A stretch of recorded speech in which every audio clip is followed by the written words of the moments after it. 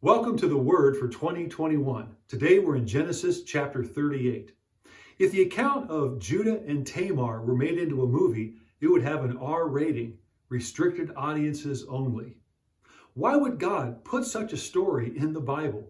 Why would God put a story like this right in the beginning of the account of Joseph? Well, the answer is that God can redeem sinners. In chapter 38 is the beginning of the redemption of Judah.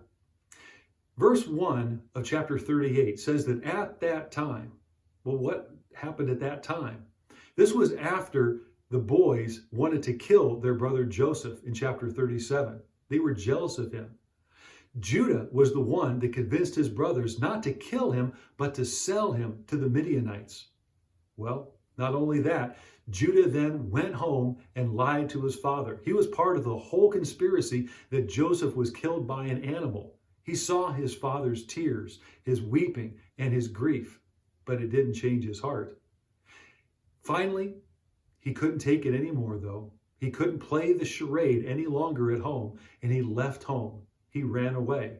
While he was gone, he marries a Canaanite woman, and from that marriage, 3 boys are born. The first is and Tamar is married to his first son. Well, the first and the second sons, they both die because of their evilness.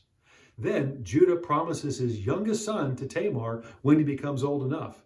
The problem is that he had no intention of giving his youngest son to Tamar. Because she knew all about Judah and his sinful lusts, she deceived him and she becomes pregnant. Judah hears about it and he's going to have her killed. But right before she is killed, she reveals who the father is, and it is Judah. What does Judah do when he's confronted with his own sin? There's a change that takes place. Judah, in verse 26, confesses that she is more righteous than he because he was not going to give her his youngest son. Judah's sin caught up with him. All these years, that sin that was inside of his heart was festering, I'm sure. And it wasn't until he admitted that he was wrong that things started to change.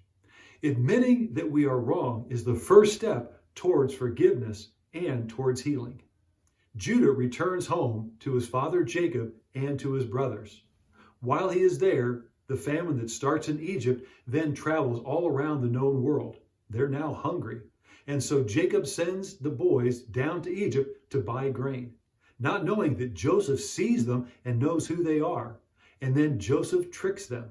He gives them their own money back. Jacob is quite concerned when he sees what's taken place. And when Joseph told the boys to bring Benjamin back, otherwise they will be considered spies. Jacob does not want that to happen. He does not want to lose Benjamin. But in chapter 43, Jacob listens to Judah as Judah convinces him to allow Benjamin to go along with them back down to Egypt. But this is what Judah tells his father. I myself will guarantee his safety, that being Benjamin's. You can hold me personally responsible for him. If he does not return, I will bear the blame all my life. Something had happened to Judah. His heart had been changed.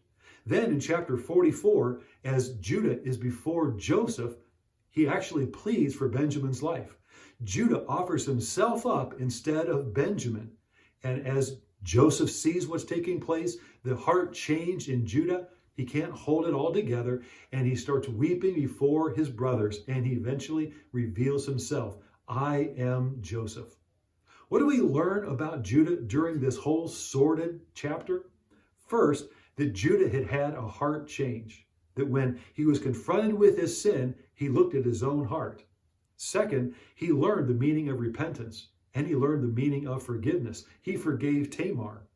He does what is right, even later at the possible cost of his own life. In chapter 49, Jacob blesses his sons, but he blesses Judah above all the other boys, even though he's only 4th in line. He knows that God has done a heart's work in his son. And not only that, but in Matthew chapter 1, verse 3, Judah and Tamar are mentioned, and Perez is there in the genealogy of Jesus. Jesus comes from the line of Judah. What does all of this tell us? That God can redeem sin and God can redeem a sinner. It starts, though, with admitting that we've sinned. Thank you for joining the Word for 2021.